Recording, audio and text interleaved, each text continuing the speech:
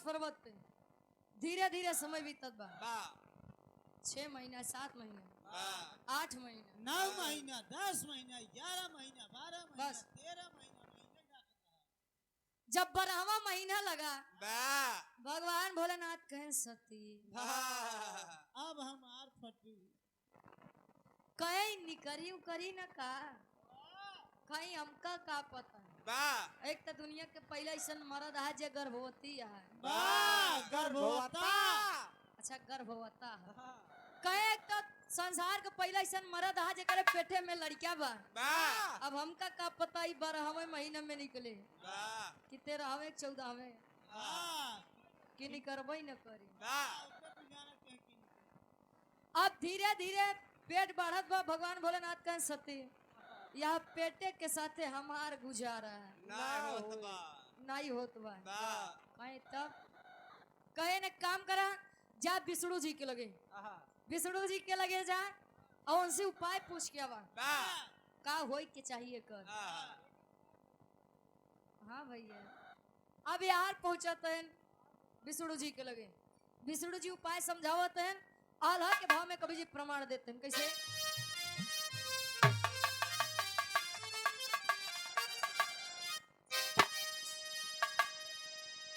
हाय हो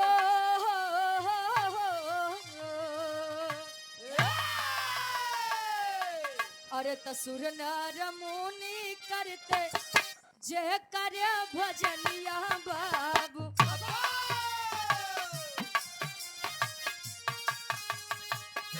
संकट में फंसे दुनिया के पालन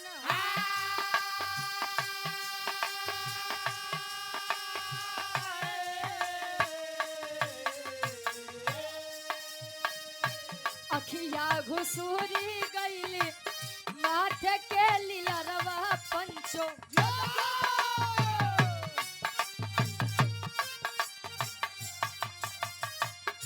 खड़ा हो के भोला पूछे सती से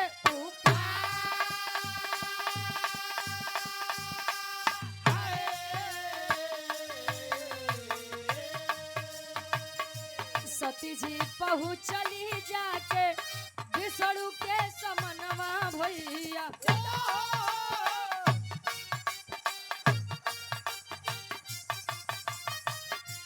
विष्णु दिए है तब उपाय समझा।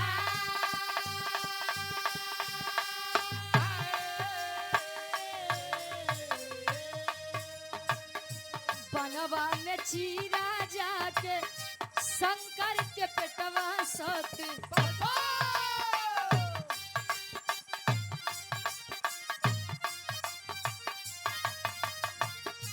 दई ललाना के निकाल के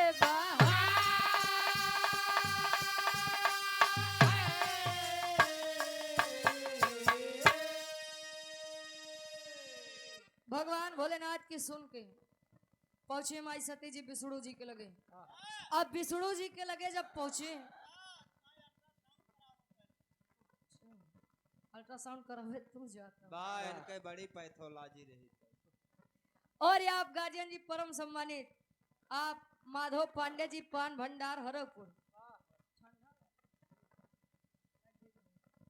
आप गार्जियन जी के द्वारा 51 रुपए का महान आशीर्वाद।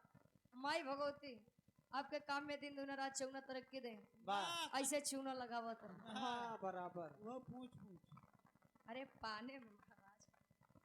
अब यार माई सती जी जब पहुंचे भगवान विष्णु जी समझावत है सती ई लइका ऐसे न निकली।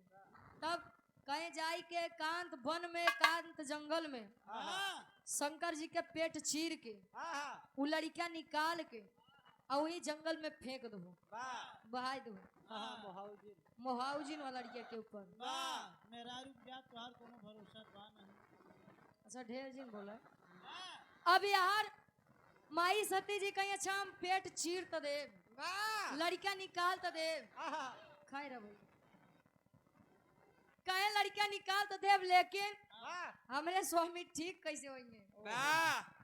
आया जिन भैया नहीं तो ली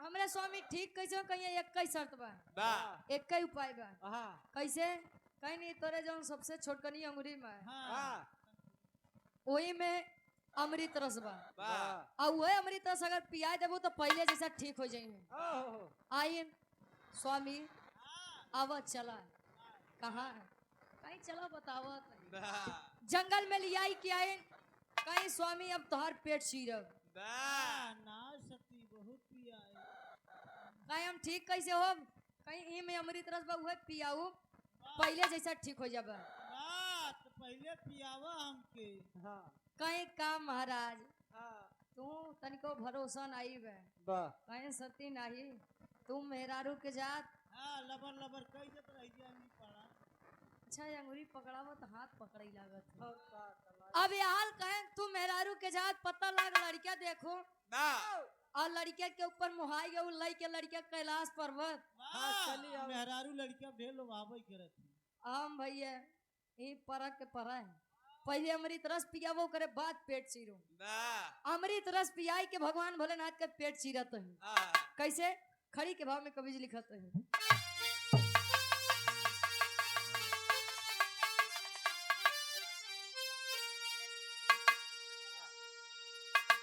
अरे पेटवा चीर दिहली अरे तो पेटवा चीर दिहली सती जी कानन के भीतरी अरे तो पेटवा चीर दिहली सती जी कानन के भीतरी रखली छुपा के ललना भेद न जाने सगरी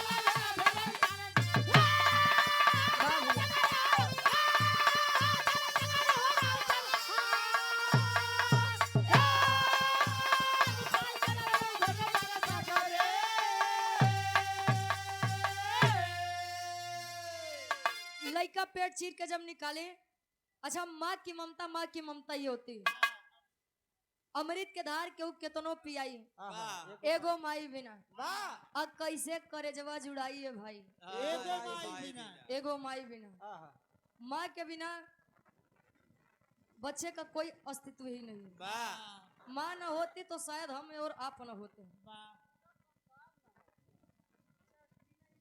अच्छा क्या बात है बाबू के उत्तर में माई निकल रही एक माता पिता न होते अगर हम भी जन्म न पाते बा संसार में उजाला हाँ होता नहीं कहीं पर बा माई के ममता बेजोड़ बा अनमोल बा बा ओकर बखान केहू नहीं कह सकत अगर माँ के बारे में लिखा जाए तो कलम की स्याही कम पड़ जाएगी लेकिन माँ की ममता का वर्णन नहीं किया जा सकता बा भगवान भोलेनाथ के लड़का देख के माई सती जी कहीं ना बा इतना बढ़िया लड़का हम ये जंगल में ना फेंका न छोड़ब कैलाश पर्वत पे धीरे धीरे समय बीता ब्रह्मा जी आए सती बा इस बच्चे का आपके पास रहना उचित नहीं है बा एक हमका दे दे कर लालन पालन हम करब बा अब तनी गौर करिया उ लड़किया के नाम का पड़ा जौन भगवान भोलेनाथ से जन्म लिए रहा बा अब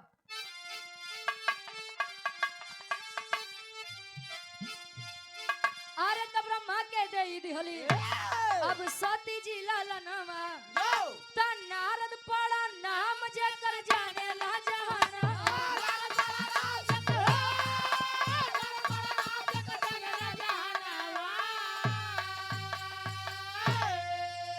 अरे तो नारायण के भक्तों में अब झंडा फहरी तो नारायण के भक्तों में अब झंडा फहरी रखली छुपा के ललना भेद न जाने सगन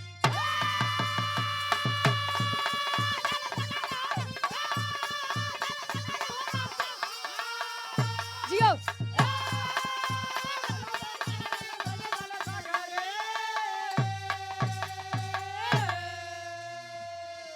ब्रह्मा के दे दिहली सती जी ललनवा त नारद पड़ा नाम जेकर जाने ला जहानवा कहा जाता है ब्रह्मा जी के मानस पुत्र कहे जाते हैं नारद जी बा वो नहीं नारद भैया है जहिया नारद कुछ न पावे कुकुर फेंक दी हड्डी लड़ावे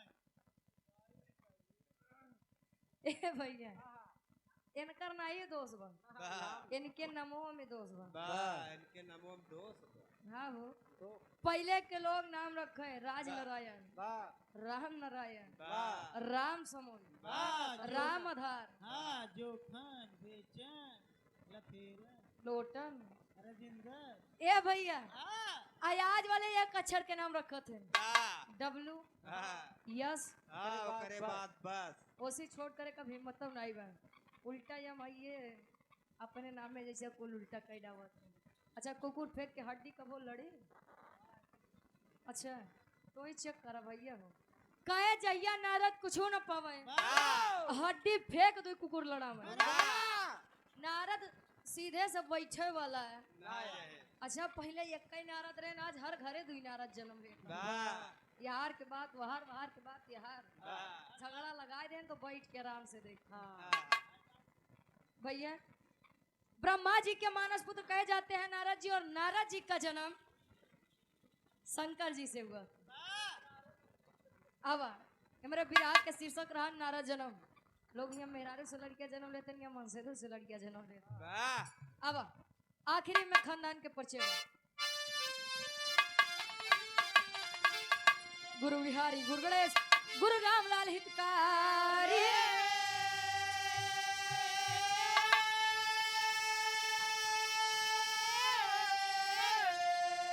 अरे स्वर्ग बसे चंद्रिका कवि, भारत जी बने पुजारी।